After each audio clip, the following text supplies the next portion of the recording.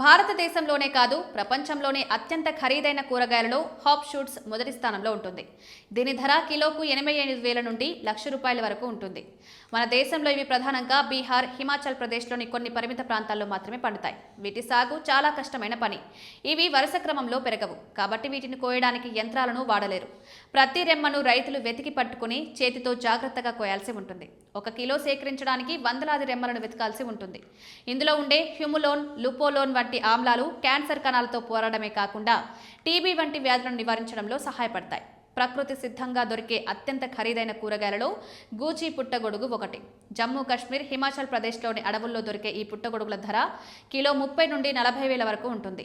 గుచ్చి పుట్టగొడుగులను మనం సొంతంగా సాగు చేయలేం. ఇవి హిమపాతం లేదా తుఫానులు సంభవించిన తర్వాత పర్వత ప్రాంతాల్లో చల్లని వాతావరణంలో మాత్రమే సహజంగా పెరుగుతాయి. వీటి లభ్యత చాలా తక్కువ కాబట్టి వీటికి డిమాండ్ విపరీతంగా ఉంటుంది.